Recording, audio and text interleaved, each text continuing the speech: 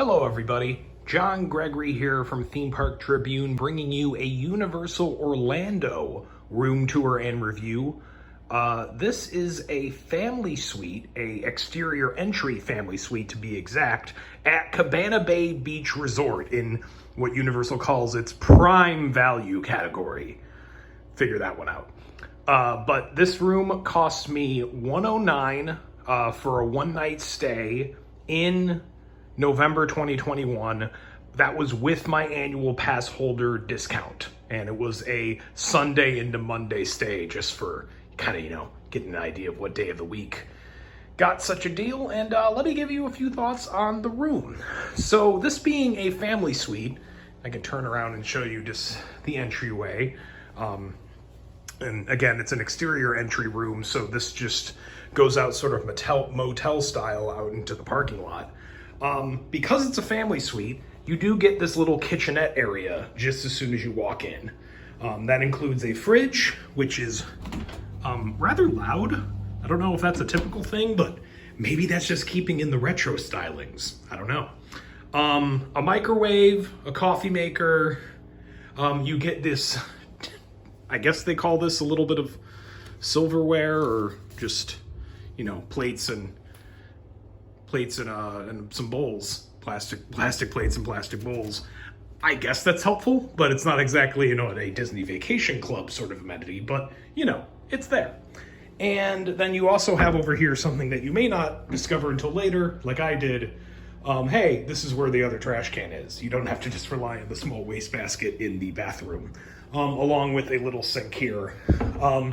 I don't know, nice little addition. You get a little bit of counter space here with two stools and some plugs over here. And I'm gonna spoil one of the things that's a little weird about this room is that these here are the only USB ports. I don't understand why that is in a resort that only opened, in the past decade, why they haven't either it didn't come with more USB plugs in the walls, or it didn't add them later, but those are the only two.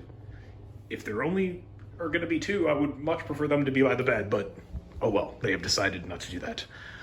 Then you have this little seating area, all of it in the, the mid-century modern aesthetic that is just permeating this resort. That is just awesome. Like, it's just great. It's a great look, and it makes this hotel super appealing yet distinctive, and I love it. That's pretty much all I can say. But yeah, you see those kind of touches everywhere, from these pillows to the wall art to the curtains to just every little bit of furniture is decked out in that style. And yeah, who doesn't appreciate that? This couch pulls out into a bed. And that's why this can technically sleep six between this and the other room. But this is the living area, the entryway area, where you can have a pull-out couch and the first TV, along with some storage. As you'll see, they've really niftily used the space here, where this is drawers on one side. And you might ask, why aren't there drawers here? It's because they used that over on this side. What an idea. But a nice little living area for $109 being on Universal, or being on any theme park's property for this. It's pretty great. The suite part comes in here. As you see, there is a divider rather, between the rooms with a sliding door. That's not going to block off much. You can clearly hear the TV through this, because this is not any sort of soundproof wall. It's not light-proof either. So it separates it for a bit, and to be honest, I don't think it's going to stop much in the way of, it's not going to give a ton of privacy between if the kids are out there, the parents are in there, sort of thing. Because as I often point out whenever there's a suite sort of hotel, if you have to go into someone else's area to use the bathroom, there's not two doors to the same bathroom, or two bathrooms if you're, really paying a hefty price. That's just, you're going to get in each other's way to some degree. It's better than having to all sleep in there, but it's not.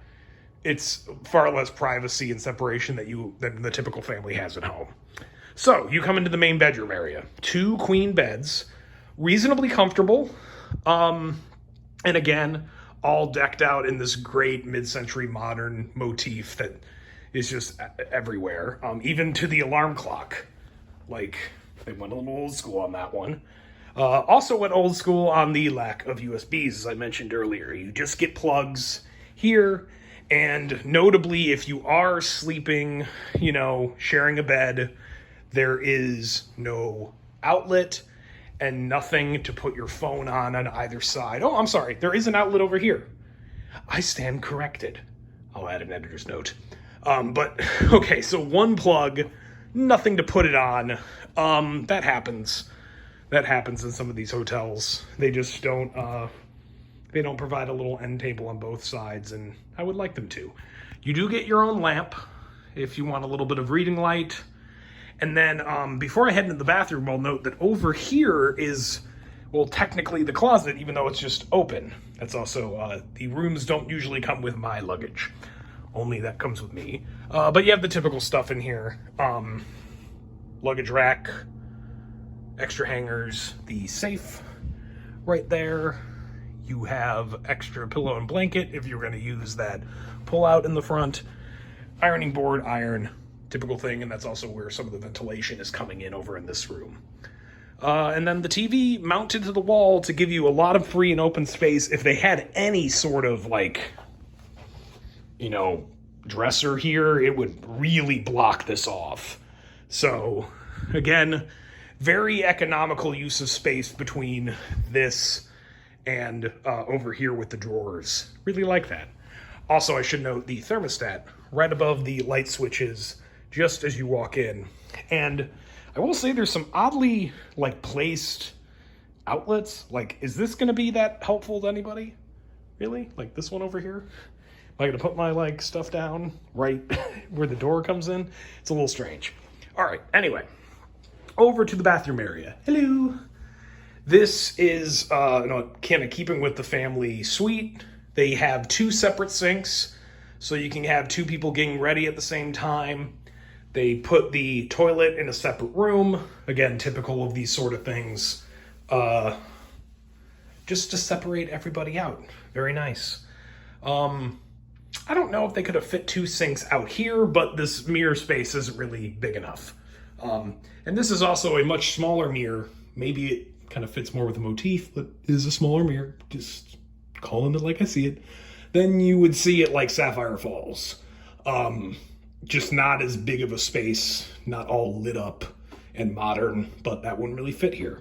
What would fit here are all these lovely little touches like these retro labels. I just love that they thought of this and perhaps got the companies that make these products, that own these brands, to make special labels just for this hotel. That's just a great touch. Anyway, back to the practical matters. You have some extra towels, a little bit of storage on either side. Nothing in them. You do have the hairdryer out and about here. Second sink, a smaller area. Kind of same, let me check. Yeah, that's the same mirror. Same mirror in either one, but just a little bit smaller space when it comes to the counter.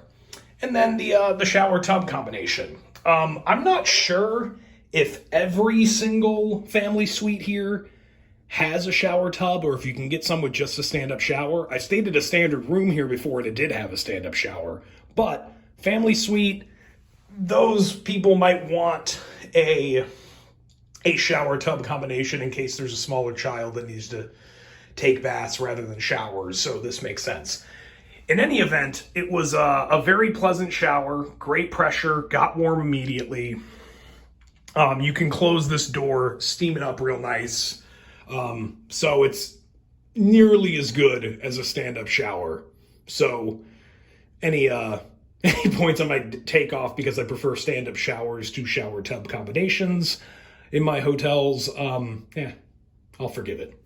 And then also in here, you do have some more of the vintage touches with the brands on the shampoo and conditioner. Just great stuff. So there you have it. There's the Cabana Bay family suite room. I love it. Like, I love almost everything about this hotel, and I love almost everything about this room. For the price point, for the style, and this economical use of space, you can't beat this for an on-property value. Because even the family suites that they have over at Seaside and Dockside, don't have the same amount of space as these do.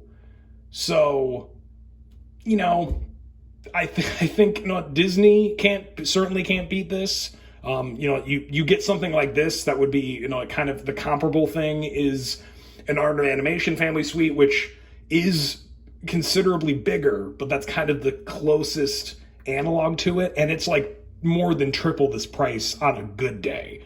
So there's just no comparison to the value you get with this kind of family suite. I'm just kind of blown away by it all the time, where Lowe's and Universal keep undercutting Disney on price to an insane degree, where even the values at Universal, like their value level hotels, the prime value that this sits at, are like, nothing at Disney is going to be that cheap. And then, some of the nicest hotels at Universal will regularly go for like what you can get a moderate at, maybe, at Disney. And that's like with some special discount at Disney to bring it down. So other than the weird USB placement, lack thereof, I guess I would say, that they're not around the bed, and honestly, I don't even think I can think of anything else. I'm trying to be a little critical, but I can't muster it. Maybe I should just be honest and say I just love it. So there you have it. A family suite at Cabana Bay Beach Resort, a great value. I'm sure there's going to be a little bit of a tight squeeze if you're trying to really fit 6 people in this. It's not going to be the same amount of privacy that you might get at any sort of suites hotel where there are, steadier dividers, real walls between you. But for on property, this can absolutely not be beat. And the value of it, especially if you're an annual pass holder, is just astounding, and I can't recommend it enough.